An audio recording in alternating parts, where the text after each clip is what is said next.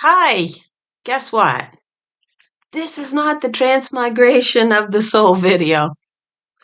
I hope today is Friday. Oh, that's a pathetic attempt at a British accent. Anyway, today is Friday. My hopes is tomorrow evening I'll have plenty of time to do my, transmigration. I'm trying to think of the metempsychosis Wikipedia. That's where we went to find out all of our information. Hopefully, I'll have time tomorrow. I'm supposed to have the house all to myself tomorrow. And I should be able to get my information together and make the video at my leisure. I'm really supposed to be working in house cleaning right now because I'm home now.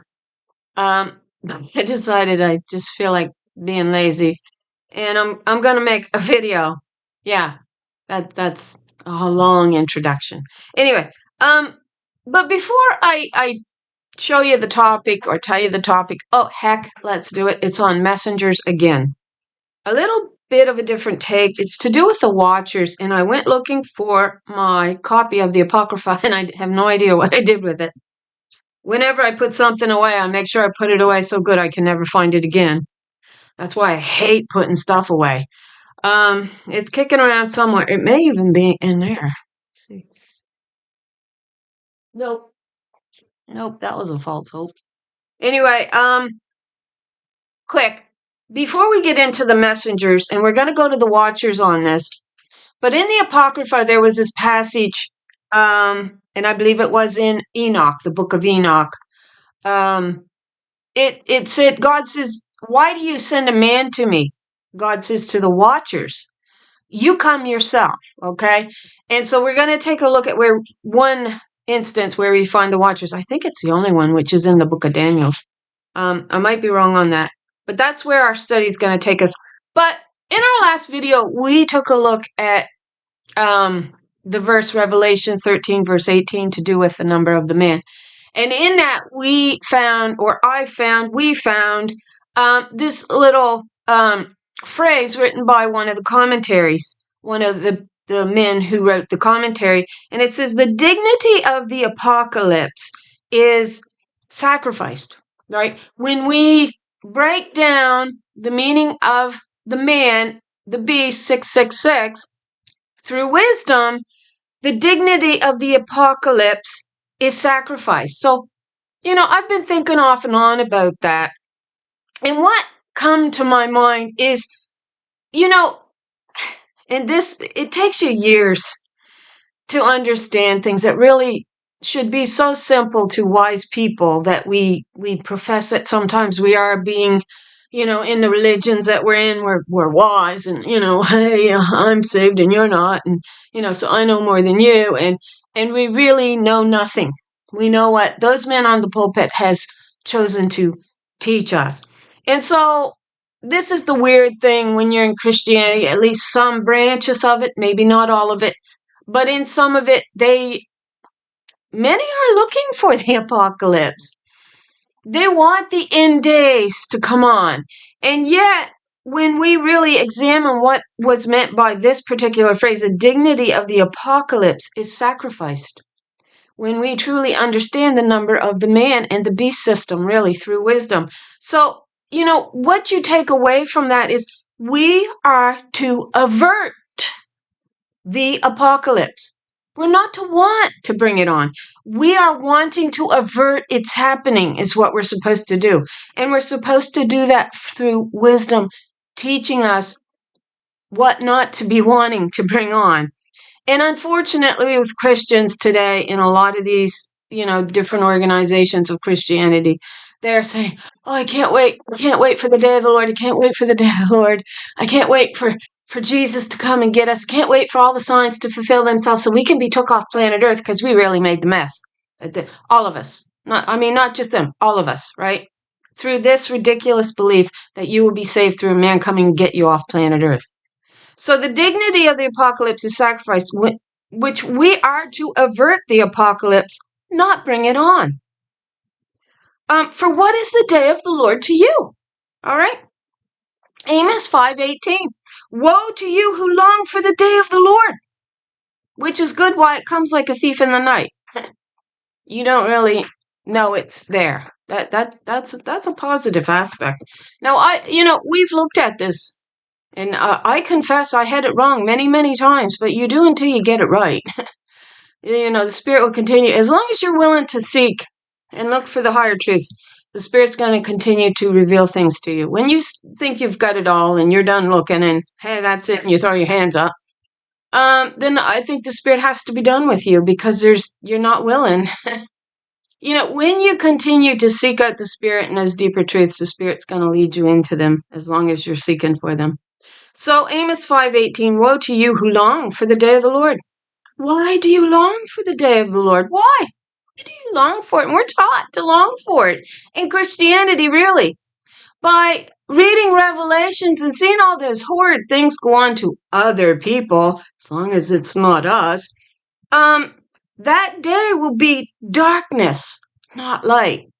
We are not really wanting to bring on the apocalypse. We really want to be averting all those nasty things that Revelation speak on. So let's go in further here before we get to the messenger, because that's the real message today that we're going to be taking a look at. Oh, where is Amos? There it is. Because I want it to continue. Do not tell me. Okay, there we go. All right. So Amos 5:18, 18. Yeah, woe to you who desire the day of the Lord. Why would you have the day of the Lord? Why would you even want to bring it on? Even consider it as a good thing. It is darkness and not light. Verse 19, it'll be like a man who flees from a lion only to encounter a bear. I don't know which is worse. You go from bad to worse, is the saying. Or who enters his house and rests his hand against wall or her, only to be bitten by a snake. This is inside your house. I mean, come on, a place where you normally go to for safety, right? It's going to be a horrible day. We are to try to avert that.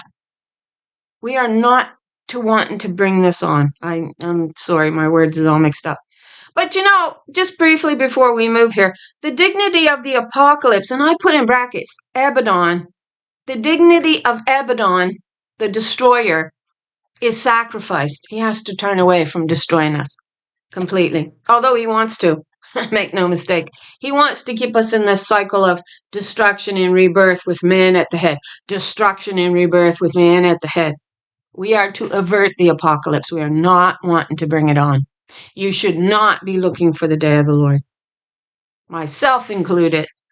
I include me in that group. I always do. I do include myself in this group. I may say you, I mean me as well.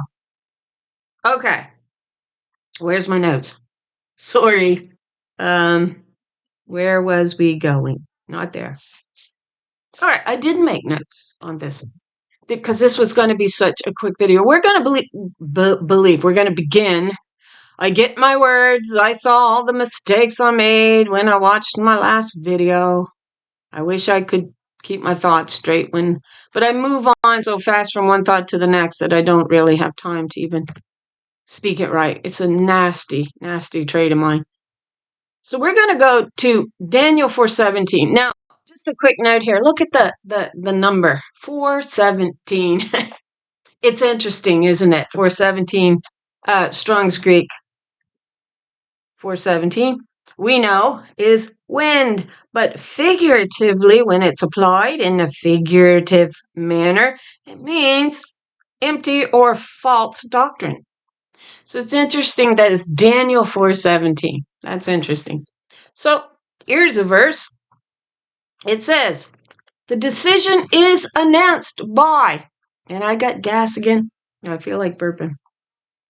The decision is announced by messengers. The holy ones declare the verdict so that the living may know that the Most High is sovereign over all kingdoms on earth and gives them to anyone that he knows she wishes and sets over them the lowest of people. So God says in the New Testament, God will use the weak things, the lowest things, the basest things of this world to confound those that are mighty, right? So the Berean, it says, this decision is the decree of the watchers. There we go with the watchers. The verdict declared by the holy ones, so that the living will know that the Most High, what's the Most High? Wisdom, rules over the kingdom of mankind and gives it to whomever she wishes, setting over it the lowest of people. Yeah. So she gives it to whom she chooses. But what is going on here in this verse? So let's pull up our interlinear and take a look at some things here. And we're going to pull in a couple other passages here and pull up a few more words that might, is the word elucidate? Is that correct? Let me see. Do I got that right? I'm sorry. Okay. Maybe that wasn't a good idea. Okay. Define elucidate. Yeah. No, fine. Elucidate. I forget the meaning of some words. I knew them. I used to use them. Make something clear. That's what I thought. Okay. So back to where was I? Okay. Okay. Daniel 4:17. So by decree, what's that word decree? Right? 15:10. Strong's Hebrew 15:10. We're not going to look all of these up. The decree is a noun feminine. Why is it a noun feminine? Well, it could be for two reasons. Either it's feminine decreeing it, females, women, angels, angelical beings, declaring it, if we go by what the Bible says, or it's a decree made in for the women, right? In response to the women's actions or something, a decree is being made concerning them. Okay, so by the decree of the watchers. What's the word for watchers? This is the absolutely fascinating word. And I know I did it in a prior video. All right. So it's Strong's Hebrew 5894. And some renders watchers here as messengers. Okay. In some of the other passages. So watchers are messengers. So 5894. What does it mean to be a watcher? It's not what you think. Waking. Wakeful one. You wake up. You wake up. You're watchful. Watch what else it says. The computer will move. Watchers of heaven as keeping watch over or spying out. Oh, is that like a hidden one? The ones you would least expect as your watchers or as your messengers. Well, we women have always been told, no, they're all male. That's what we've always been told. And it's derived from this word, 5782, you are. To rouse oneself awake. Oh, awake, awake, oh Lord. Right? Defend our cause, oh Lord. The Lord will awaken as a warrior that's been drunk on wine. The Lord there's 136. So, watcher here is the wakeful ones. And they've roused themselves awake with what? With wisdom. With wisdom. I can't talk. With wisdom. Sorry about that. So, that's an interesting word. Decisions, I believe it's male. It's a masculine. Command, word, affair. So it could be concerning the affairs of men or a command gave and enforced by men. So we know that the law was to come off of mother's tongue. We get a verse. I'm sorry, I didn't look it up. I should have. I just thought of it this moment. But we get a verse where it is mother's law. And the fathers were to enforce that law or command.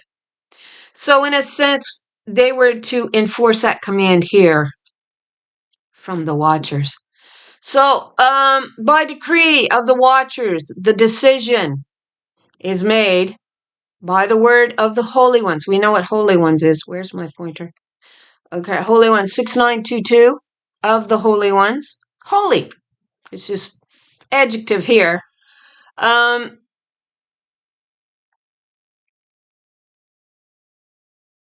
Slow. Holy one. Right. So a holy one isn't I don't know what they've told us for years. It was basically God, right? He, God. Holy one is saint, right? You denied the Holy One of Israel. So we knew it was an anointed, and we know now that it was anointed daughter with the law of heaven come to give you that covenant that you agreed to uphold, that the men actually agreed to uphold with her daughters. And they turned on that and denied that. And when God did that, God shut the heavens off to us and said, nope, nope, nope. You agreed to uphold this covenant in my law, my daughter's law.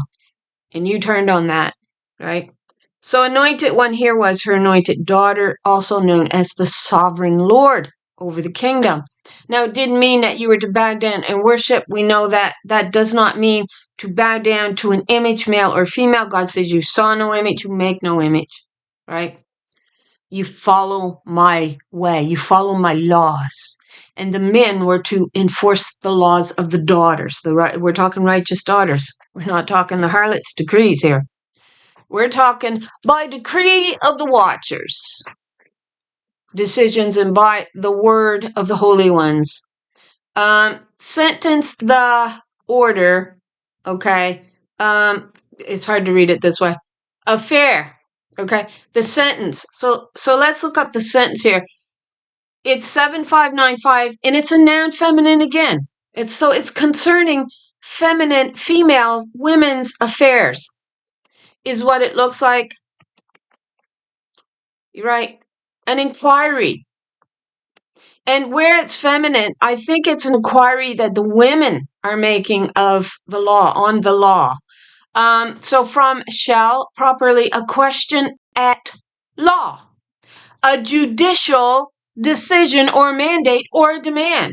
So us daughters in this court case are demanding the restoration of our rights based on the laws of heaven that was denied when he denied our covenant.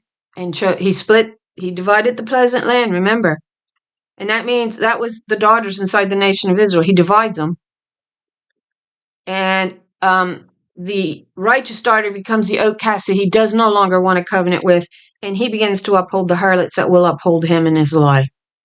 So this is the covenant that will be disannulled, right? With the womb of Sheol are we at agreement. So the question at law is the controversy of Zion, because this is all concerning the feminine when we look these words up. And so we get a messenger here, but we also get, let me see here, get my thoughts straightened out. This is an impromptu video too, did I say that right? May know, living, that rules the Most High, the kingdom of men. Okay. And she will, not he will. Because we're dealing with the feminine half of the God. You see no image, you make no image. The Godhead is both male and female. But because the female was denied in this earth, we're dealing with the feminine Godhead. She says, you denied your potter, you denied your maker, you denied your creator. And the day that you did that, she says, you turned away from me in the days of your youth. I turned my back on you. Now that's what she says to her daughters, right? To the men who was denying that this daughter was the one that they were in agreement to uphold those laws. And she says, you did not. And so I set a boundary, she says, in Job 38. She says, and I will stay your proud waves, they will come no further. Now, where is it? We're going to move to Jeremiah 4, because this is kind of important too. Where is it? Okay, so I do have that there. Okay. Yeah, let's begin in Jeremiah 4, and we're going to start reading at the very front here, I think, because I can't remember. I did this yesterday. So if thou wilt return, O Israel, saith the Lord, return unto me. So who is returning? who's being referred to as Israel? It's actually the Shulamite, because we're going to get this exact phrase in Song of Songs. Return, return, O Shulamite. What might we see when the Shulamite returns? As it were, the company of two armies, right? The two armies there is identified as a double camp. We know from the New Testament that one camp or one army was identified as 72,000 angels, as they're called. We know them as holy ones or as saints present on earth. So one camp we know was 72,000. What was it? 12 times 6, right? So 6,000 per legion. Was that right? Do I got that right? And there was 12 of them. So that was considered one camp. So we know, what might we see when the Shulamite returns, as it were? What is it? The dance of Mahanaim. God's camp is returning back to God. And when you look that up, it says a double camp. And the word Mahanaim, camp, is the same exact word, spelled slightly different, but it's the exact word, where Jacob names the camp of God. This is the camp of God. And he says Mahanaim. That's the camp of God. And this camp of God is then seen with the Shulamite. What might we see when the Shulamite returns? As it were, the camp of double camp. I'm forgetting it. And that's 144,000. That's 144,000 first fruits, which is identifying the wise of the kingdom. Because then when you go to Proverbs 8, it says wisdom is the principal thing. And when you look up principal there, you're going to get first fruits. They're going to try to say it's male. It's not. Everything leads us back to these being females. Because the double camp here, called the camp of God, called Mahanaim, that you see with the Shulamite, is also called she-goats. A camp of she-goats. That's important because you find them in the Genesis 15:9 covenant. So we'll keep harping. And thou shalt swear the Lord liveth. So we know that it's her. It's these daughters returning back to wisdom, their mother. And if thou wilt put away thine abominations out of my sight, then shalt thou not remove. So what's the abominations we're talking about? Other passages says detestable idols. And when you go in and look that particular word up, abomination, you're going to find male idols. Yeah, you're guilty of harlotry. Harlotry is the same as idolatry and idolatry, right? Bowing to man as if he's Lord and God, and more to your husband as if he's Lord and God, and jumping through all these hoops that he puts out for you, and going, yes, hon, you're my head. That's an abomination, and detestable unto our mother who taught us better than that. So you are to waken out of that deep sleep. And we found that the elect will awaken out of the sleep. We found that in Romans 11. I won't recap it here because I can't remember a lot of it. But there's one particular verse. She says, no, I don't know. Can I pull it up? Let me see. I got a lot up. So let's try it. Because I do want to, I guess I do want to read it. That's pretty, oh, don't put my co-pilot on. Okay. It's Romans 11. Let's try it again. Sorry. I don't mean to be aggravating. I just am. It's part of my nature. Romans 11. I can't remember the verse, can I? So we know the first part talk about those who have not bowed their knee to the image of Baal. That's 2. Baal is another word for your husband. Your bridegroom is Lord and Master. So 7,000. So we've we've dwindled from 144,000, but she's returning. Right? So these numbers here aren't adding up to what we've actually had validated for us in the Old Testament. Really. So these, I think, have been written here to try to bring us to the apocalypse, right?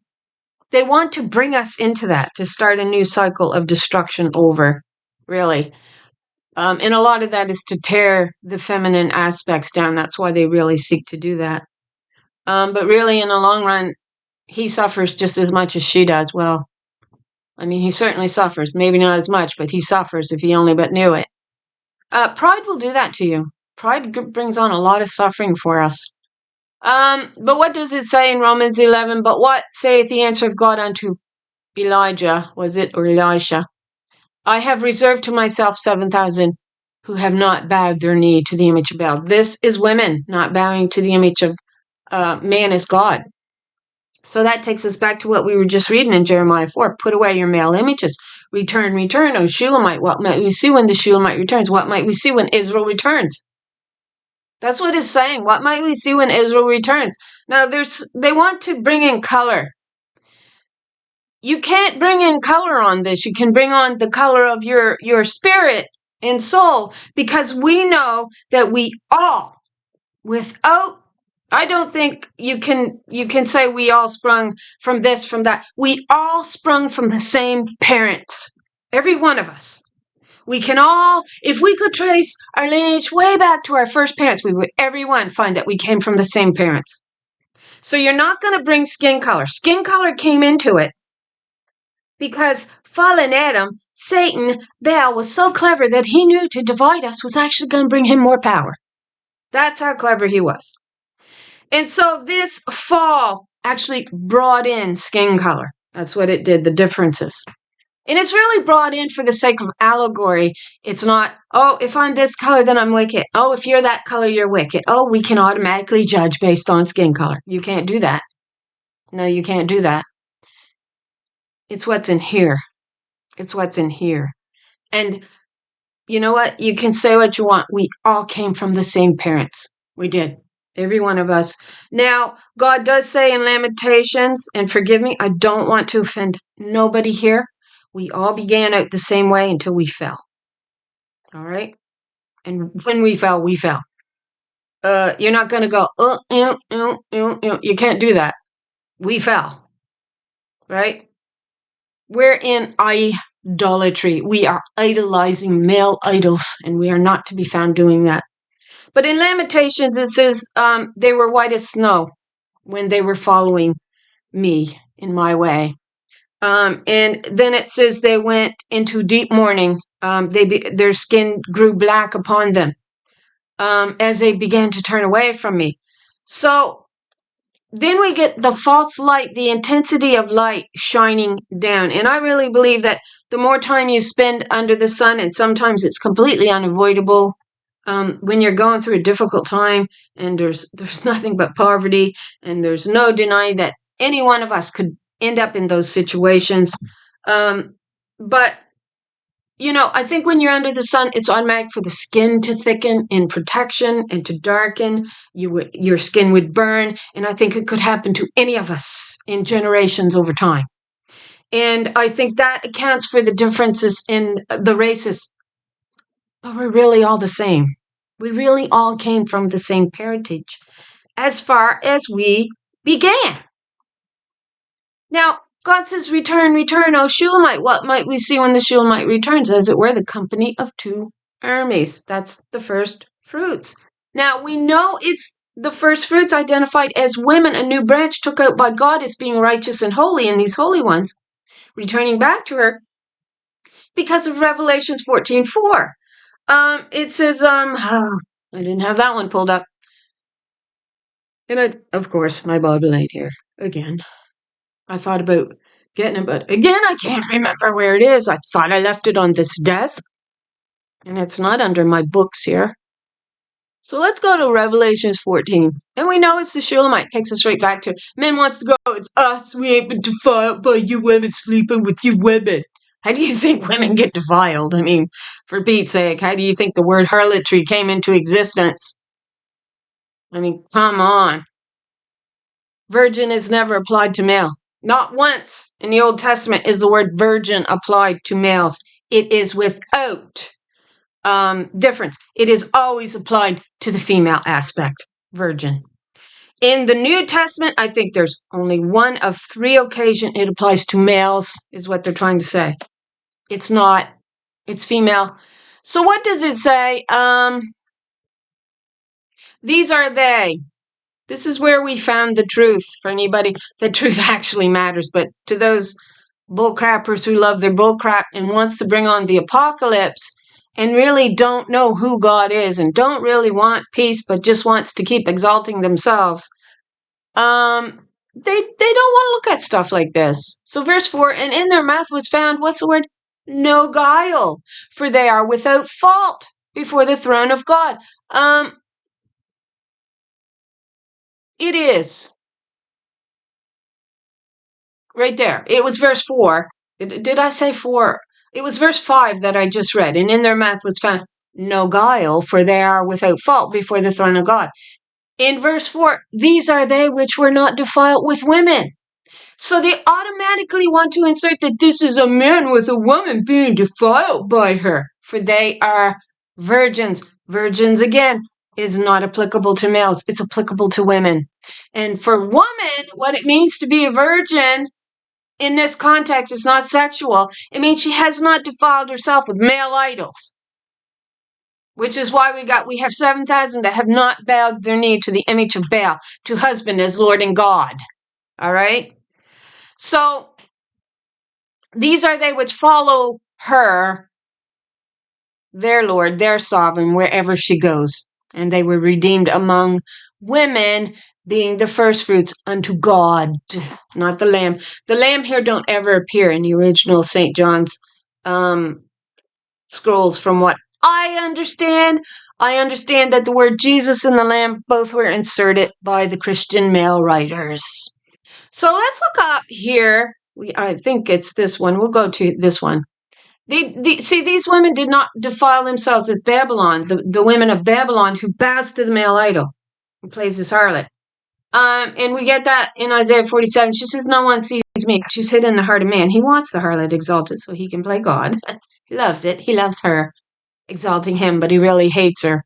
We're told that he really, really, in his heart of hearts, hates her painted nails, hates her makeup, hates her way that she has. Really. And so if he really hates the harlot, then he really should be exalting the righteous. And that is what we find with that term, with the apocalypse. The dignity of the apocalypse, Abaddon will be sacrificed. He'll sacrifice his own dignity to save this world, and he'll exalt that truth if the truth actually matters.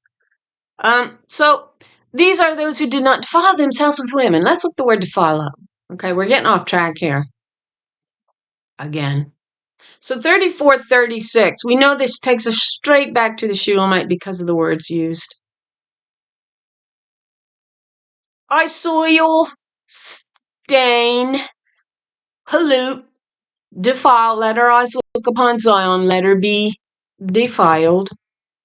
Properly to soil, make mucky, dirty, defile, become spiritually besmirched. Literally, besmear with mud.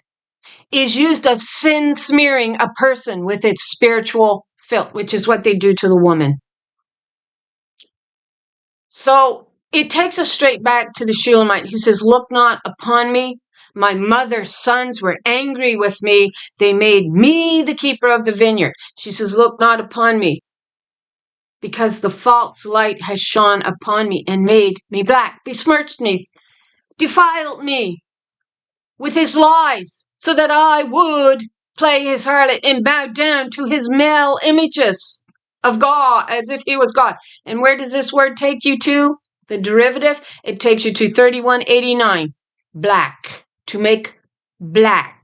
The false light shining upon us, making us black with a false light, with a false truth. So we take this back to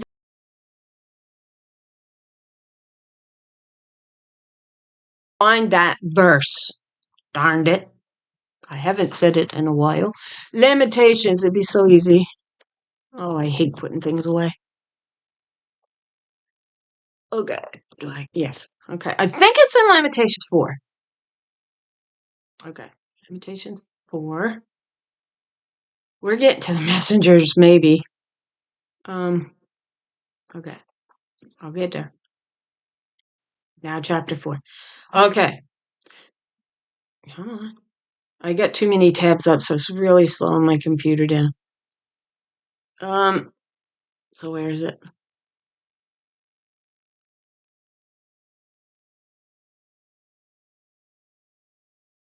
Right there.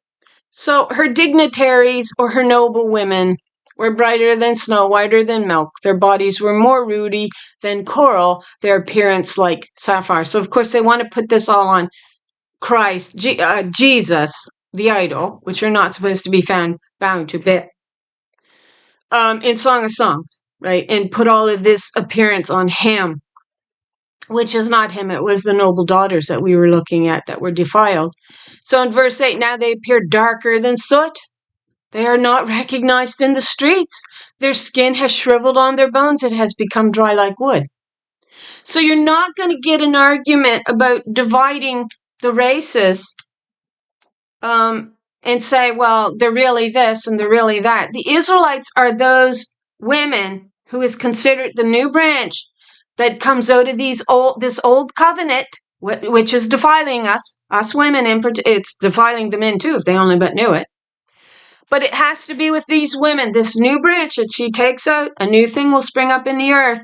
I saw some man try to claim, well, this is the snare. No, in Old Testament, the snare was laid in the Old Testament. The new thing is what saves you. This is the new thing. You're not going to claim it's old. Because in Isaiah 48, God says, you will not claim that your idol knew this. He did not know this, Baal. Your snare was in the Old Testament, and it was idol worship of a man as God. So, but you're not, the branch is going to come out of this old lying covenant that is to be disannulled. And it's going to come, we're going to come from all walks of life, from all skin color. And it's going to be, if you choose to walk in the way of God, it's the way of God that defines you as an Israelite. It is not your skin color. It never was. And we see that enforced with these particular two verses. So I don't know how anybody can get hung up on the color of our skin. Our parentage is the same. We come right back to the beginning. And at the end, it comes to the following the way of God. What's in your heart? What truth do you want to be illuminated by? And that the truth, obviously, is from the high God, right? This higher truth. And it's if you choose to pick that up or not. So, this fighting over skin color, I see it so differently than I did 15. You change over time. And we are to struggle to do that, and sometimes we do struggle and sometimes it comes really easy, depending the topic. I think it's easier for some. I think it's so hard when you've been under abuse of a certain regime or, and there's not saying every skin color has been abused at some point in time by somebody somewhere. So I don't think we can use the argument, well, I'm more abused than you. We can, however, say there is a distinct difference between male and female, and Adam was smart enough to include the dividing of races to really actually fortify his position of men against women, if you only but knew it. So we really should not be fighting against one another. We really shouldn't. I think we need to be banding together to stave off the apocalypse is what I think we need to be doing. In truth, and I hope that I said that in a way that did not offend. I certainly don't mean to offend anybody. That's not, I want the truth for all of us. And I truly believe that our parentage, when we go back, we're all going to trace our parentage to the same set of parents from the beginning. So, anyway, what was I saying? There's a word in Jeremiah 4 that I really need to look at. So, we established here already, in reading Jeremiah. Oh, where is my chapter? Oh, do not tell me. Well, where did it go? It's here somewhere. Okay, I got the interlinear. There it is. Okay, so I pulled the full chapter up after I had pulled the interlinear up. I got to remember that. Okay, so if thou wilt return, O Israel, saith the Lord, return unto me. And if thou wilt put away thine abominations out of my sight, then thou shalt not remove. And thou shalt swear, the Lord liveth in truth, not in a lie, in judgment and in righteousness, and the nations shall bless themselves in her, and in her shall they glory. Now remember, we're looking at the half of the Godhead that was denied. That's what we're looking at. And she is also, don't like it, but she's also called the High Lord, the High God, and that is, she's defined as wisdom. So, for thus saith the Lord to the men of Judah and Jerusalem, break up your fallow ground and sow not among thorns. Circumcise yourself to the Lord and take away the foreskin of your heart. So we are distinctly talking to men. It is the feminine addressing the men. Circumcise yourself to the Lord, to her, to the righteous spirit, and to the oath of my covenant that you agreed to uphold, and then you turned on my daughter and stabbed her in the back. That's what you did. And take away the foreskin of your heart, ye men of Judah, inhabitants of Jerusalem, lest my fury come forth like fire, and burn that none can quench it because of the evil of your doings, because of your evil deeds. We discussed what those were. Changing the flow of the upper pool to be completely the lower pool, and him saying that he was the ruler and he was not. Judah has married the daughter of a strange god, a harlot. That's in Malachi 3. And she says, you denied my daughter. So we'll leave that. We'll leave that. A destroyer of nations has set out. So the destroyer comes upon us if we can't avert the apocalypse. I don't know a single soul in their right mind that would want to bring on the apocalypse. Yeah, I mean, when you're young and stupid, because let's face it, when you're young, you're stupid. I know I was. And even old, I'm pretty stupid. But the point of growing up is that you literally grow up and you begin to take stock of your life and everything around you, and you begin to start to see it for what it really is. But when you're young and you're watching these, because, growing up in the 80s, oh my gosh, we used to watch more survival, tacky, apocalyptic movies and go, yeah. And we'd turn to each other, me and my sister, and we'd go, hey, let's face it, we'd be the first ones dead. No, we just knew it. Like, we knew we'd be the first ones dead. But it doesn't stop you from... But some people get so wrapped up in it, they can't be honest with themselves, right? And we were honest enough with ourselves to admit, hey, we look at that situation. We'd never survive that. We'd be the first ones dead. Me and my sister were honest enough to admit that to ourselves, that we would not, in all likelihood, survive it. Whereas there were a lot of others going, I'll survive, baby. I'm tough. I'm number one. And just really did not get a grasp on what they were wanting to bring on. And I think they were saturating us with it as a ritual to try. That stuff gets in your brain. The males were oriented to be violent and beast-like in their upbringing, and they still are with the gaming. And the women are designed to just, you'll save me. I'll put on my dress and I'll produce babies for you if you save me. Or not. I'll just sleep. These are the two roles. These are the two roles defined in the apocalypse, right? It's important that we as women pick our head up and understand what's at stake here for all of us. All womankind, all mankind, who have been so severely brainwashed in a false religion that teaches, hey, let's bring on the apocalypse. We are not wanting to do that. It's really bad news. So, let me see. I'm trying to remember. Oh, I have so many thoughts that I can't remember. And I have not taken the notes. On that day, this is the Lord's declaration. The king and the officials will lose their courage. The priests will tremble in fear, and the prophets will be scared speechless. So this obviously is if the apocalypse should come into play. We see the kings, the priests, the high command, all the high guys praying for the mountains to fall on them. And that's going to happen when we bring on Well, actually, when we bring on true judgment, and they choose not to turn from their wicked ways. And I said, "Oh no, Lord God, you have certainly deceived this people in Jerusalem by announcing you will have peace, while a sword is at our throats." But you see, you understand the position here that the Lord takes. You will bring it upon your own head, what you declare and what you determine to declare. And you will bring, so if you perpetuate evil in an idol and idolatry, and false worship of a male, as God or female, should it ever come to that, we hope it don't.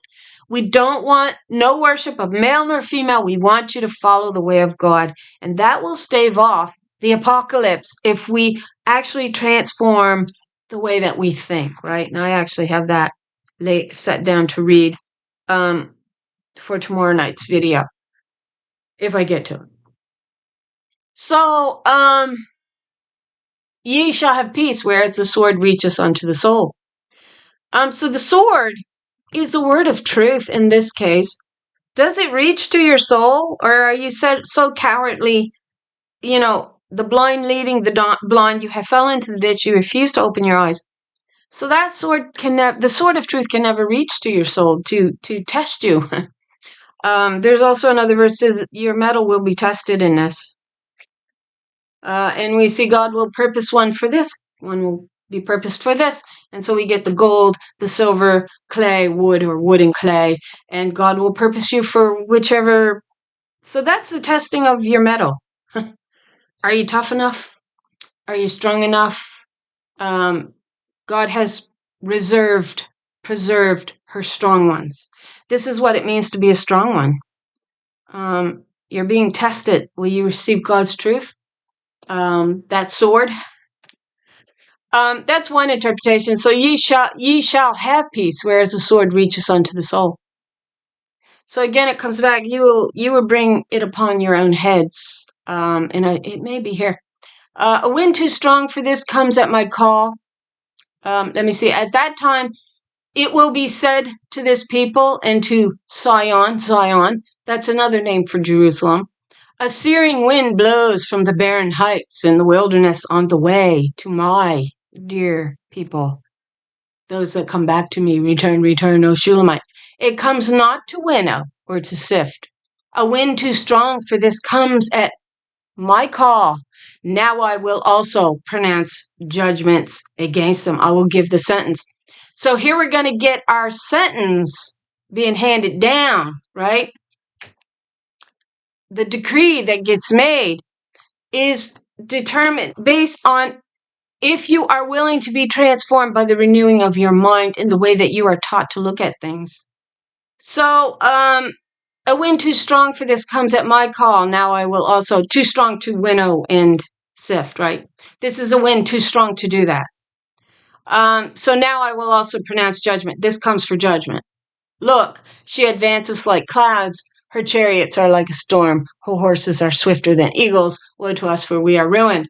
Now, we can change that over to Abaddon the Destroyer, because that is his title, and that is what he does. He destroys. Wash evil from your heart. So there's the verse we wanted to look at.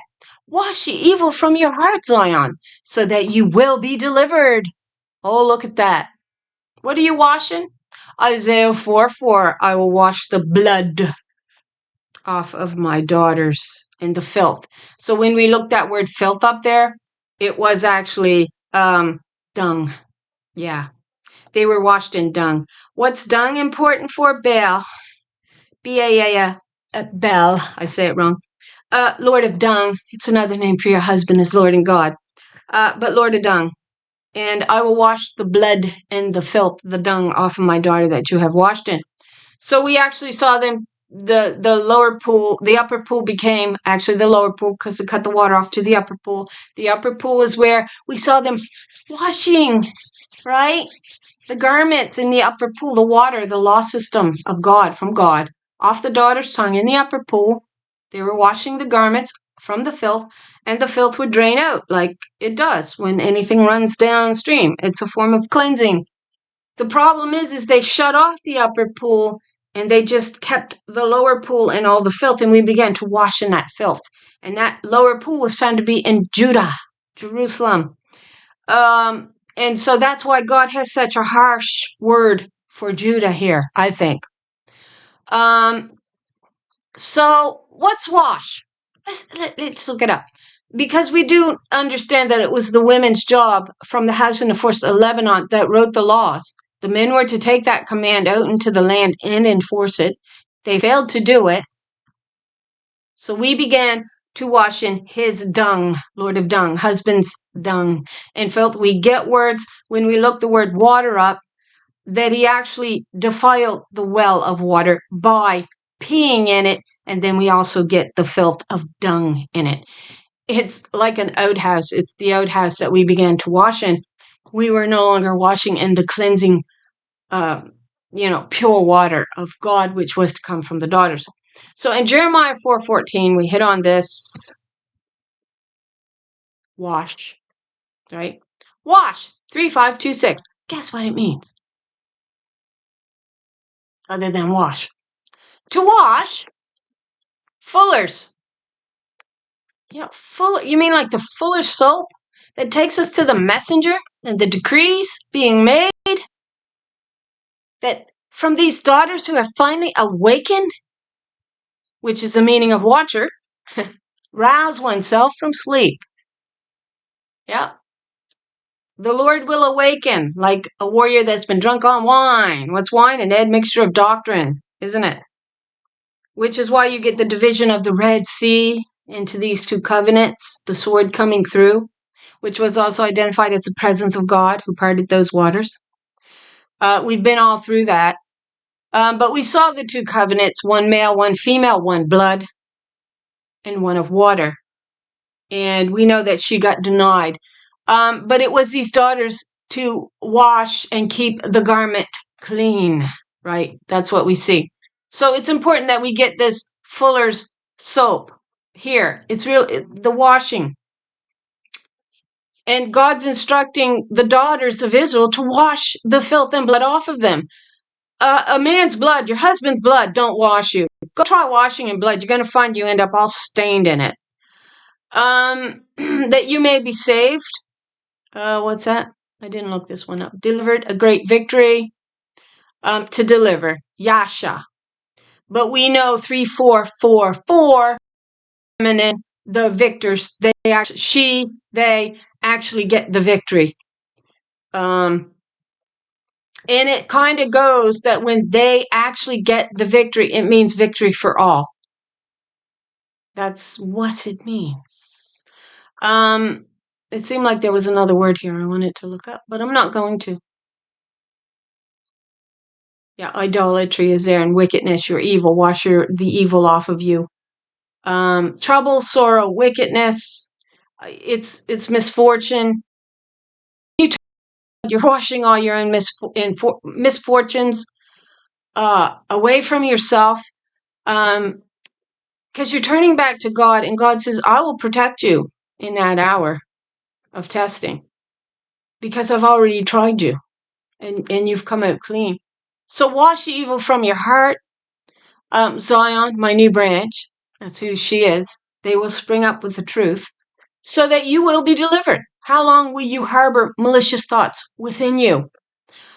So what's the malicious thought? Well, it seems to be when she turned from her mother, she harbored malicious thoughts, number one, against her very own creator, her very own potter, her very own maker, her mother. And you watch some of these daughters, oh my gosh, if they aren't malicious against the feminine, the divine feminine, or any thought of her existing, well, I'm sorry, if she didn't exist, I wouldn't. So, for a voice announces from Dan, proclaiming malice from Mount Ephraim. Where did we find that? We were just speaking of that quite recently.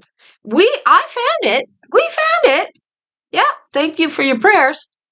In Joshua, the book of Joshua, way back, chapters 16 and 17. It's amazing because I discovered these chapters, maybe 4 years ago. I don't know. I just stick a number on there because I really don't know.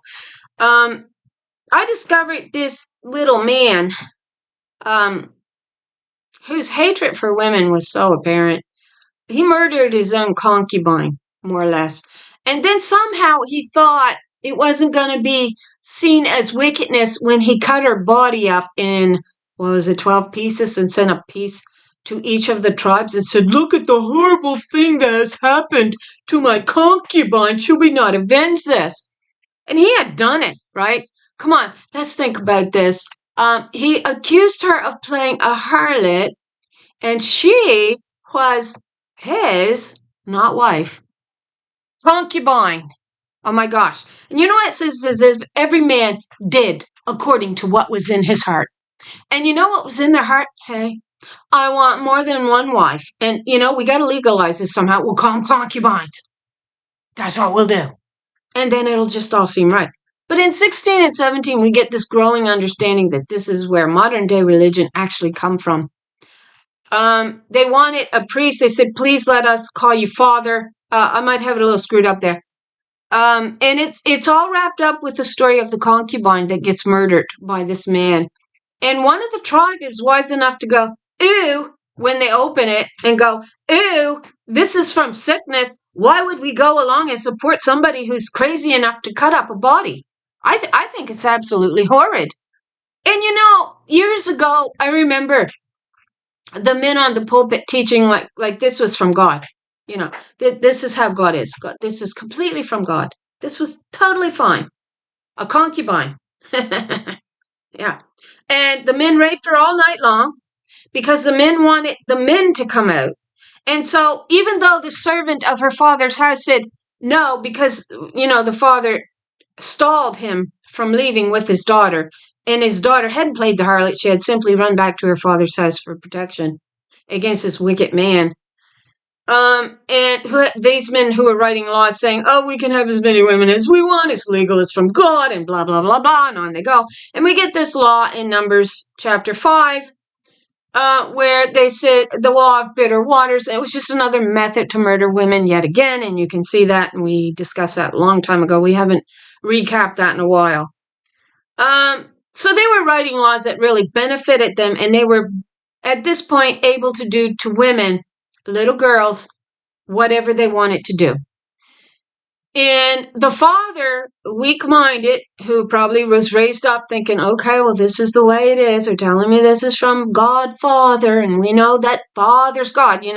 That pride caught the father even in this lie, so that he even turned over his own daughter to this wicked man. He says, "Well, the best I can do for her is send my servant, maybe to protect her a little bit." So he sends a servant with this, I think he was an Ephraimite. But God says, "You appointed not Levites over my law. You took it out of the mouth of the Levites, who were my righteous servants, who upheld my law. They knew what it meant to uphold my law. They showed, the Levites actually showed that they were the only ones worthy of upholding God's law in their mouth and enforcing it when they brought in the golden cow image. It was only it wasn't a cow, actually. It goes in, it was a male. You go look the word up. But made this golden image of I don't know. It doesn't say cow. I forget what it says, calf. And they saw the idolatry beginning. And when they were asked to go out and slay the people that were following behind this, they went in and they did it. They cut it away. And they were blessed because of that, the true Levites, to uphold the laws of God. But God says, "You appoint men that aren't fit to uphold my law. They're not Levites. They're not upholding my way." Okay, so I don't know that this man, I can't remember the whole story because it's been a while since, I was just skimming it a couple weeks ago, which is why I began to focus on it again, because I do want to go in and look at it. But we saw the men actually shaping this religion around man. So anyway, the father sends his servant to maybe protect his daughter, this damsel, from this wicked man who is playing a man of God. And the servant says to him, "We should not take this route because there's a city there that we do not want to stay the night in. We really need to stay away from that. And you know what he does? He says, let's go. So they go right in, because his mind was churning the whole time. Okay, I can make something with this. We can make this work for us, boys. We can. And so when the men of that city comes and wants the men, you know what he does? He sends out his little damsel, and you know, it says they raped her all night long. She crawls to the threshold, and this is the heartfelt man. He says to her, get up. That's what he says to her. Oh, so much love. And the boys on the pulpit, I remember them reading this in small parts and then saying, well, obviously this was from God. Yeah, obviously this was, yeah, right. And he says, get up. And when he realizes that she's been murdered, his mind's turning, I can make this work for me. And so he cuts her body up in a whole bunch of pieces and sends a part to each one of the tribes and says, we must go to war against this city that did this. Now, if I received, what would you do if you received the body, say an arm, let's just say a piece of an arm. And oh my gosh, who did that? Who cut that arm up? You'd be so put off. It takes a sick mind to do that. And one of the tribes are smart enough that they caught on to that and said, this is sick. We want nothing to do with it. And there was more to it than that, I'm sure. But we see the building here, right? How long will you harbor malicious thoughts within you? So, for a voice announces from Dan proclaiming malice from Mount Ephraim, and there was malice from Mount Ephraim. The concubine in some context is also considered the real original branch, and they were becoming the concubines as opposed to the wife. So we get this allegory, but the men grab onto, oh, God okayed it. No, God did not okay it. There was one and one, and that's how it was always supposed to be. And that came straight from God. You're the ones who want it to play God. So warn the nations, look, proclaim, those who besiege are coming from a distant land. They raise their voices against the cities of Judah. They have her surrounded like those who guard a field because she has rebelled against me. And the women were rebelling against God. They were rebelling against Mother because at that time we see them turning away from her and turning to husband as if he was Lord and God. Then we bring in the harlot aspect of it. We also understand that these sons who had promised to uphold the covenant of the first wife, we find them perjuring themselves in the courts of heaven to get possession of her throne. Then at that point, we see them actually murdering the wise old women on the cornerstones in Lamentations 4:1, and that we see was to take possession of the next generation of daughters so that they could raise them up to turn on their own mother's law and turn to their husband's law as if he was Lord and God. And so we get Mordecai, which means follower of Marduk. Marduk was another name for the solar calf idol, which is another name for Baal as Lord and God, husband. And so Mordecai took her under his wings, this little girl, and taught her how to bow to a king, right? So we see all of the happenings of that. It was a slow evolution. And if you were sincere in studying the Old Testament, you would come upon that knowledge through wisdom to teach you that.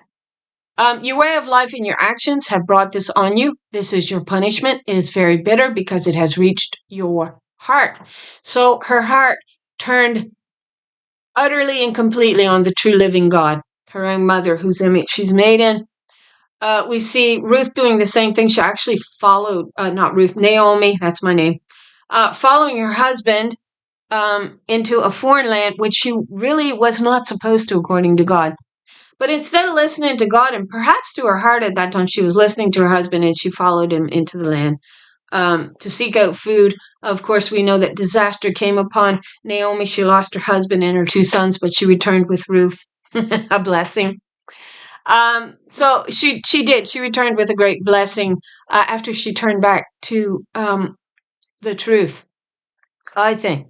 So you get the bitterness in the law system because when she turned from mother, obviously, and her law and enforcing that and help keeping that in play, then the men come in and take charge of that, which is why then we also saw men taking charge of the next generation of little girls to teach them this ridiculous notion that man is God. We also see them doing it in Jeremiah 23, and they began to prophesy through he. And God says, I sent you not, yet you ran. And we'll take a closer look at that, hopefully, if I don't forget, in the next video. So disaster after disaster is reported because the whole land is destroyed. Suddenly my tents are destroyed. My tent curtains. In a moment, how long shall I see the standard and hear the sound of the trumpet? For my people are fools. They do not know me. They are foolish children. She says, you departed from me in the days of your youth. Remember me. Why, it's in Ecclesiastics. Basically, why you're able to draw water from the well. Remember me. Right? Until the silver cord is cut and the bowl is smashed. So remember me when you're able to draw water. Still able to draw water. Because there's going to come a time when you're not able to do that. And that comes if we actually bring on the apocalypse. Right? So hopefully we're averting it by knowing this truth. So how long must I see the signal flag and hear the sound of the horn? For my people are fools, they do not know me. They are foolish children without understanding. You don't know you have a mother? And I said that in the last video with the archangel Uriel, which means fire of God. Oh, that a fire had come out of Zion. She's looking for daughters holding her truth. And that's going to feel like fire. It should purify. But at the same time, it's going to burn the wicked pride of men. It is. Those who have too much pride.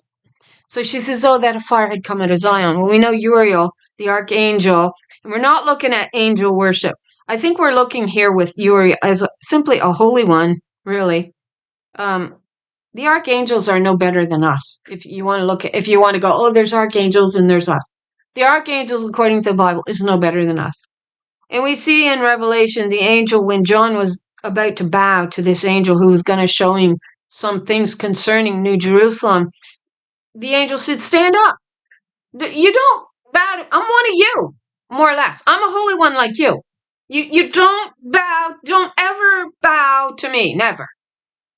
And so, that was part of our fall. We began to worship angels. We began to worship all the signs in the heavens. We began to do all of this foolish stuff because man was creating the rituals that would keep his storyline in play to bring about the apocalypse when he wanted to bring it on, knowing that with the womb of Sheol we had agreement. When the overflowing scourge comes in, they're not going to touch us, because she the witness who has yet to wake up. The watchers, the messengers, have yet to wake up of this covenant, and because they haven't, we know that we're still at agreement with the womb of Sheol, and we're not going to be destroyed when the overflowing scourge comes in. We're not. It's all there. So I look at the earth and it was formless and empty, and I look to the heavens and their light was gone. So this is about reforming, right? Reshaping. So what did sin's name, Sennacherib? It means sin has replaced the brothers. And what we found that sin was a name of the moon god. We were looking at Sennacherib. That pointy cherub is what we found his name to mean. And what he did is he come in and he reshaped the brethren to hate the women. That's what he was doing, to hate their sisters. He actually reshaped it, in a sense. He mocks Hezekiah. He says, the same Lord that you want to save you from me, you tore down her high places. And while that was a good thing, this God says, I told you to make no images. And yet you went out and you made a male and a female. The problem is, when you tore my images down representing me, you left your own male images standing and told all my daughters that they could bow down and worship at your male image. And yet Hezekiah goes up to this Lord and says, please save us from the hand of Sennacherib. And Sennacherib mocks him and says, you want this Lord to save you. This Lord, that you have blasphemed yourself by tearing the high places down and leaving the male standing, as if that is God. That's how you blaspheme the Holy One's name. And it was the daughter Zion, has shaken her head at thee. She was the one sitting that Hezekiah had went up to and said, please, will you save me from Sennacherib? And there's a story there because Sennacherib had taken control of Dan. He had begun in Dan his control. So we see the reshaping, and it says it was the beginning of sin for the daughters. That's right. That's where the beginning of sin began to take shape, right? Because they began to worship at a male idol, and they're still doing it. So it was form and without, it was without form and void. So what are we doing? We're attempting to reshape, right? The image of man, right, is the idea. The creator, the potter, the maker, we're made in her image, us women. And so, in a sense, we have the power to reshape and recreate is what we're able to do as women. And you don't want to hear that. You want to blaspheme us and say, no, it's Father. Wow, are you blind? So it's up to the first fruits when they're reborn out of the dust of the earth, and it is Mother actually doing it for us. That if the first fruits are holy, the lump, the body, then is also holy. So there's only one way for the reshaping of man into a righteous man, and it is for these daughters to be reborn holding the truth of their mother upon their tongue. And pride will keep you away from that truth. So you can read this. I look at the mountains and they were quaking, all the hills. I looked and there was no man left. I looked, okay, was this the one I wanted to go down? Yes. So it was in verse 34, Jeremiah 4, and then we're going to go to the messenger again. So I hear a cry like a woman in labor, a cry, I cannot talk, a cry of anguish like one bearing her first child. The cry of daughter Zion, gasping for breath, stretching out her hands, woe is me, for my life is weary because of the murderers. They surrounded the woman, the woman, the Holy One, the Sovereign, who was trying to bring forth her first daughters by teaching them the truth of heaven and the law of heaven, and the bulls of Bashan surrounded her when she was trying to birth her firstborn daughter. It's a firstborn daughter, not son. That's why it says child. But she was trying to bring forth her firstborns, her daughters of the kingdom. And the bulls of Bashan surrounded her and gnashed like dogs. A dog is a male harlot. He did not want her covenant. He did not want her daughters in covenant. They become the outcast because man exalts the harlot that you find in Isaiah 47. She says, I will never be widowless. I will never be childless because no one sees me. Well, somebody sees you. Your what's the word? Your adversary, the true daughter who is birthing her firstborn. She says, long time have I held my peace. Now will I go forth as a travailing woman. Now, that's where this passage takes you to. So we saw the tents. They tore her tents down. But we also get the tents in Isaiah 54, and we get that in verse 2. And then we're going to scroll right down to the bottom. I have talked way too long on this. So enlarge. God says, sing, O barren, thou that didst not bear, break forth into singing and cry loud. Who's that? The Holy Spirit, the Holy One, the Sovereign. That thou didst not travail with child, for more are the children of the desolate, right? The abomination of desolation.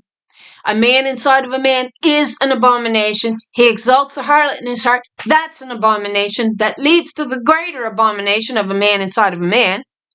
So, yet more are the children of the desolate than the children of the married wife. The married wife is Baal. He married himself. A woman that would basically, and when I say himself, I mean a woman who thinks like he does, who talks like he does, who will preach just what he wants preached and not wake up to wisdom. She's not rousing herself awake. She's not awakening. She will not be a part of the new branch. That requires high wisdom, a high degree of wisdom. So enlarge the place of thy tent. This takes us back to Jeremiah 4. And let them stretch forth the curtains of thine habitation. Spare not, lengthen thy cords, and strengthen thy stakes. For thou shalt break forth on the right hand and on the left, and thy seed shall inherit the Gentiles, and make the desolate cities to be inhabited. Now, they want to say your maker is your husband. My husband did not make me. My husband couldn't make me. My mother created me, is what she did. My mother is my potter that formed me. She is the creator of life. So when we go to verse 17, no weapon formed against you will succeed, and you will refute any accusations. Oh my God. See, again, we keep going back with these verses. We keep going back to the controversy of Zion, a court case that we were getting with the decree, right? A law. There's a question at law here concerning the law of God. And it comes down to these daughters when they wash the blood and the filth of Baal, husband of dung, lord of dung, which is your husband, system away off of you. And you turn back to the true living God. Return. Israel will return to me, right? So we know Shulamite is another name for Israel. That's what we see. So no weapon formed against you will succeed, and you will refute any accusation raised against you in court. Long time have I held my peace, she says. Now will I go forth as a travailing woman. I will birth my firstborn. Oh, they attacked me. They surrounded me like dogs, like the bulls of Bashan, and they gnashed and pierced upon me until they removed all knowledge of my covenant out of the land, and put in an idol that all the women of this world bowed to. You bow to him in one way or another, most of us. And God is saying, nope, you got to stand up and present your case. Yeah, before the decrees get made in our favor. Absolutely. So no weapon that is formed against thee shall prosper, and every tongue that shall rise against thee in judgment, thou shalt condemn. And she also says, what did she say? Now let me present the case for you, Adam. That's in, where is that? Isaiah 50, it's Isaiah 55 or Psalm 55 or 50. I can't remember. And every tongue that shall rise against thee in judgment, thou shalt condemn. This is the heritage of the servants, the daughters of Zion, of the Lord, and their righteousness is of me, our mother. We come from our mother. It's her righteousness, and our mother is wisdom, who raises us up as her new branch that she rules through. She says, I do not rule through a harlot. I never did. And the heritage of the servants. So just as we're her inheritance, our inheritance is to speak the truth to the people. And the law is really what it's saying here is our inheritance. No weapon that is formed. I had looked some of these words up. Let's see if we can do it. And then we're going to go to Obadiah 1. We're going to look at an envoy there of messengers. I'll try to get through this pretty quick. Oh, why did that do that? Yeah. Every weapon, what's weapon? 3627, I don't remember some of these words. An article, utensil, a vessel, it's masculine. So this takes us back to the all the articles, everything that they fashioned for their temple, which is the false temple. Let me see here.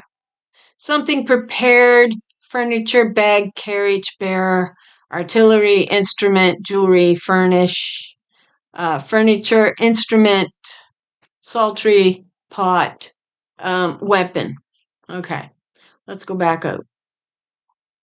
Because I do need to get, but there was a word here, formed, you see, fashion, frame. we found that name meant he had reshaped the brother. He refashioned it when it was not his right in any sense of the word. He was really going against the Holy One and the sovereign. We see reasons why God allowed it too, that we discussed on those videos, because God believed that she was actually supporting the kings in this, and that God accused her of going up and making for herself a sepulcher. And if we know this, when we're following God's way, we're eternal beings. So there's some sense that she was following behind in his wrong way of thinking and the wrong conduct of God's system in the way that it worked. You shall condemn. Okay, so I'm not going to look these up, but I did look them up, and there were some fascinating meanings in there. So I apologize for that, because I do got to be done here. So we're going to go to Obadiah, and then we're going to finish up with, okay, that was one I wanted to do too. Okay, and I can't do that. And I can't do that. Okay, we already did Amos. So we go to Obadiah 1 here. And what does it say in Obadiah 1? And it's talking about these messengers that are sent by the Lord. The vision of Obadiah, thus saith the Lord God. The Lord God here is daughter Zion 136, concerning Edom. Edom is a derivative of Adam. Yeah. We have heard a rumor from the Lord, and an ambassador is sent among. Ambassador is messenger here. In some of the translation, it's envoy, messenger, and ambassador is sent among the heathen. Arise ye, and let us rise up against who? Her in battle. Who's the her? The harlot. Yeah, Babylon, bowing to the male idol. She's our true adversary, is what it's saying, because she won't get up off her knees praying to a man God. And that's not going to save you. That's going to bring on your own, it says your own wickedness will come against, right back on your own head. And that's exactly what it has caused in the land. Woman wears a yoke on her neck because we chose to give all of our glory unto a idol, is what we're doing. And we gave our rights, we gave our goods in that context of giving up rights, you give your goods, we gave it all over to this male idol to build him up. Instead of standing for the truth of our mother and her law that he was supposed to enforce, but he actually turned on that covenant and accused her in the very beginning. So we have heard a rumor from the Lord, and ambassadors sent among the heathen. Arise ye, and let us rise up against her in battle, right? Behold, I have made thee small. It's a small group. Well, if we then go by, instead of the 144,000 of the Old Testament, we go by the New Testament, there are 7,000 that have not bowed their knee to Baal. But that took us back into the Old Testament. In the original Ezekiel, when the angel was sent out to mark and to protect and preserve those men, and I think now it was women, we bore our mother's truth, our mother's symbol. And I think it was Emmet. The mark was Emmet, and it meant mothers of truth. And it was, we know the female is represented by the XX. And so it was those that was being preserved, was those that had not bowed to the man as if he was God. And she's going to do that again. She promises us, if the apocalypse happens, that she is going to preserve us or remove us completely out of that day of testing or hour. There's a lot screwed up in there, and it's intentional. It's definitely intentional. So, arise ye, and let us rise up against her in battle. Behold, I have made thee small among the heathen. Thou art greatly despised. And she was a worm. And she's a worm feeding on father corruption and son corruption. The pride of thine heart has deceived thee. Thou that dwellest in the clefts of the rock, whose habitation is high, that saith in his heart, who shall bring me down to the ground? Well, you can look at that in two ways. You can look, he's the king of Babylon, Baal. You find him in, I believe, Jeremiah 51. It might be 50. King Baal, your Lord Baal, right? Also, the harlot is addressed here. Your Baal is your husband as Lord and God, but he's also Lord of dung. that's going to be brought down. We also see him exalting himself to her throne so he could be like the Most High. The Most High is wisdom. Ancient of Days, her. Yeah, and it takes wisdom, we're told, we understood this in our last video, to defeat the second beast. It is the wise that will understand the number of the man, 666, and we understood it. Yes, we did. So he says, who can bring me down to the ground? It's man. It's man exalting himself as God, and he is nothing more than a man. And we find him doing that in Isaiah 14. He exalted himself to the Most High's throne, the sovereign. It's really what he was doing. And he says, I will be like the Most High. We know that it was King Solomon based on Tyre in Ezekiel 28, where we find him speaking of all of these things that are wrapped up in Isaiah 14. And so we know there was only one wiser than Daniel. That's in Ezekiel 28, verse 2. It says, thou art wiser than Daniel. So we know there's only one wiser than Daniel. That was King Solomon. And we know that takes us straight back to him. That number 666 in the Old Testament comes up once, and it's in connection to him, to King Solomon. And we discussed all of this. Though thou exalt thyself as an eagle, and though thou set thy nest among the stars, thence will I bring thee down. Adam, you think you're God. And he did. We get him in, again, Isaiah 14. We get him in Ezekiel 28. And I saw Satan is another name for Adam. We proved it.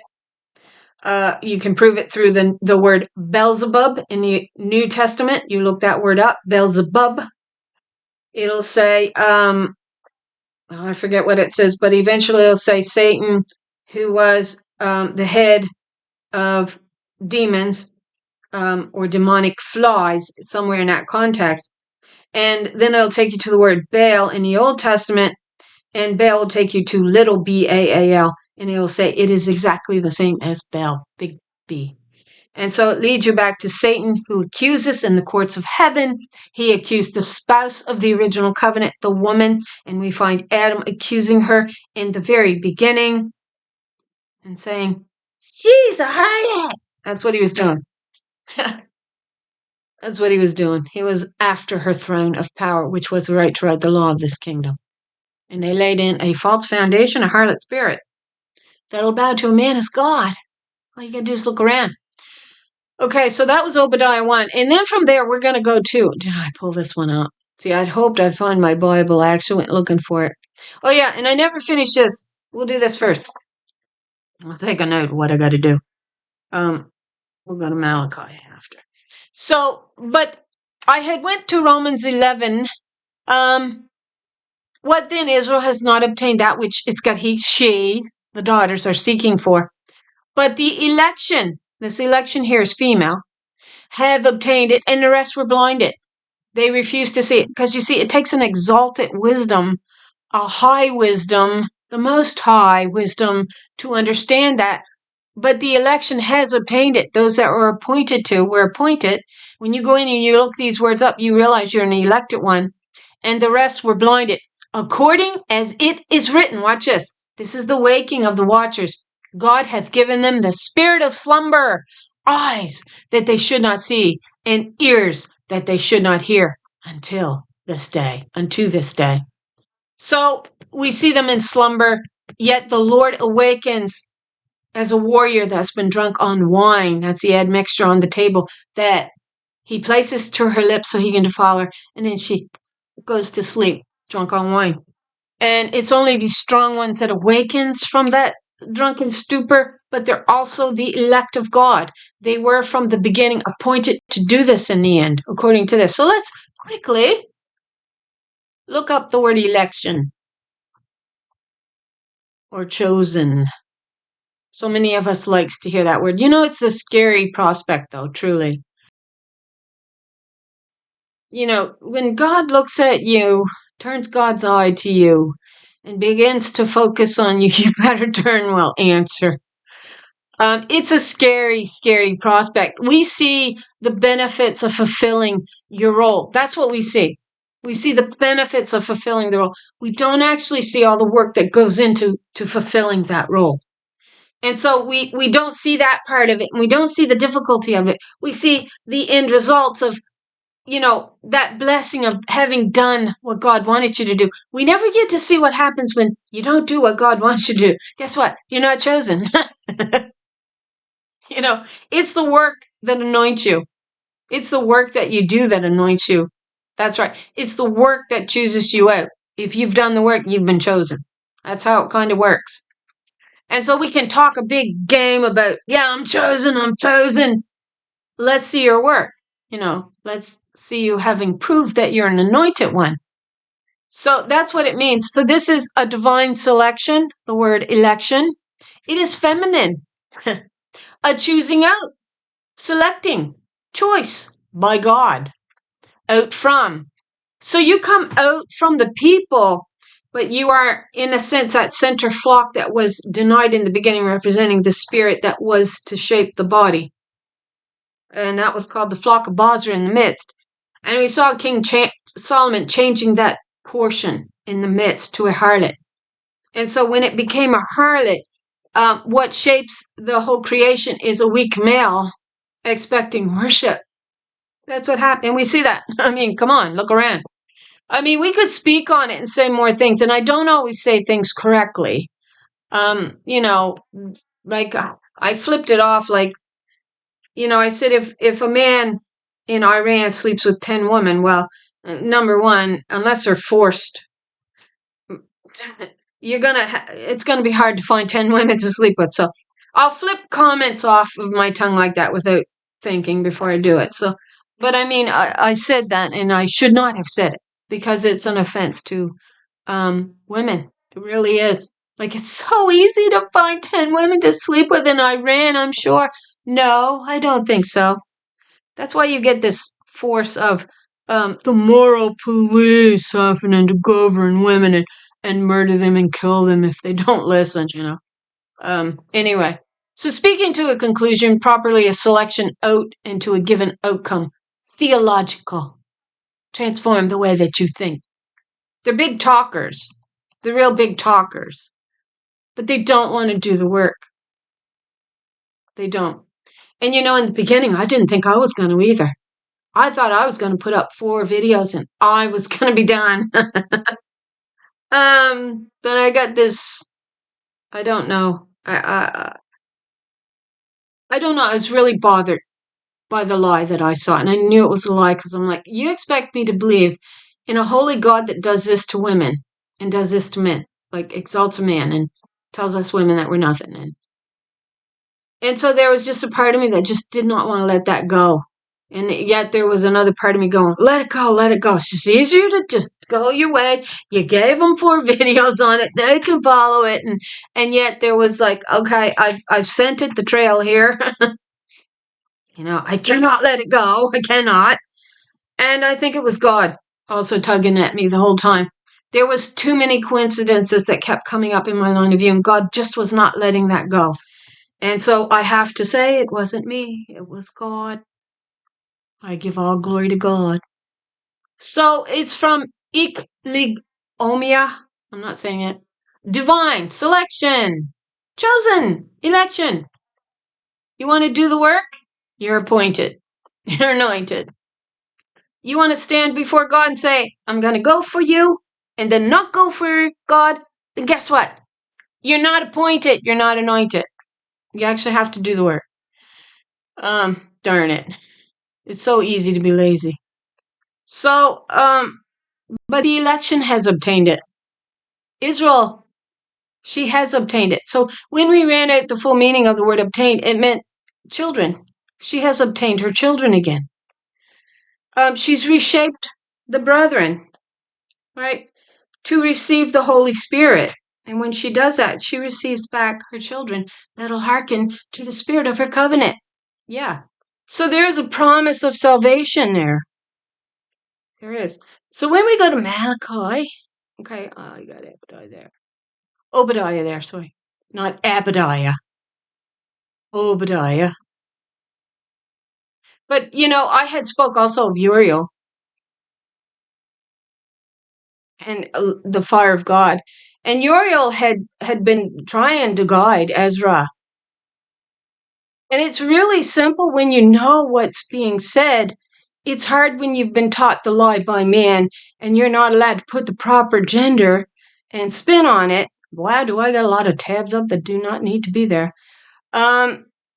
Sorry about that.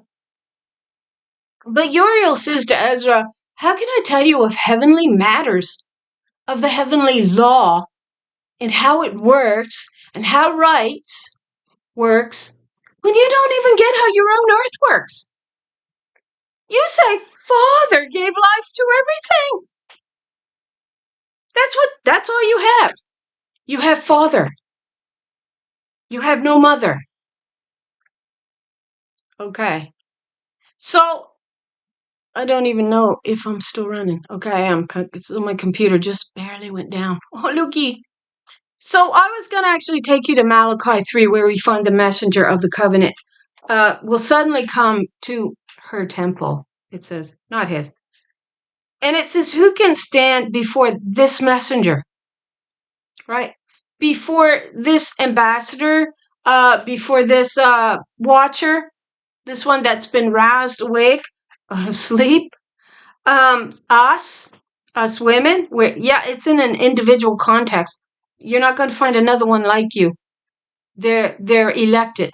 They're rare. So to say every other person in your town is elected, it's you're unique. You are unique. You're a messenger. You're part of this envoy. You're part of this branch. You're part of the election. You're an individual with an individual task from God, appointed by God. And so when we go there, and gosh darn, my computer ain't working. That's how many tabs I got up. That's my fault. That's really not the computer's fault. That's mine. So I'll just finish up right quick. That it says, who can stand before the fuller's soap and before the refiner's fire? Right? Oh, that a fire had come out of Zion. That's the meaning of Uriel. This is why we wrap up Uriel, which is also, when you go, I think it's to the Jewish Encyclopedia, it tends to think that there's a connection. I think it's that one. I might have the wrong one. Between the name Uriel and Ariel. And let's face it, there is only one letter difference, a U and the A. And that they're different aspects of the same Holy One, in a sense. That's a very rough understanding. But Uriel says, if you don't understand how your own world works, you say Father gives life? Hello. What is she doing? Carrying a baby for 9 months in her womb, forming the body for the baby, a place for the soul to reside in, to move around, to live in, and you think Daddy did that? You told the potter she had no power over her own creation. And if you can't understand that simplistic thought, that simplistic truth, Uriel will say, how can I tell you of heavenly things? They're going to go right over your head when I tell you, guess what? You got a heavenly mother. I can't tell you these things. You don't even know what's going on your own planet. Oh, that a fire had come out of Zion. And we get the messenger. Like I said, make straight a highway for our God. And that means exalt the truth. To bring about, a better world for us. The dignity of the apocalypse, Abaddon, is sacrificed when we defeat the beast system with wisdom. That's our general understanding. So, sorry, I know there's more there. My computer's down now, which is a good thing because it's an hour and 40 minutes. Oh my gosh, do I gotta go? Thank you for watching. Sorry it ain't the video, but it's coming. I do have the information. I'm actually quite excited to do it tomorrow. Hope we get to it. Hope nothing interferes with it. Can't make no promises, though. That's what I'm hoping for. I'll upload this. Sorry it's so long. Thank you for watching. I hope you're all blessed with an abundance of truth, all the elected ones out doing your research. Your research is part of your anointing. It is. It's part of all our anointing. So thanks for watching, and I pray the Lord blesses you with an abundance of truth, and I hope you all have a lovely day. And thanks again.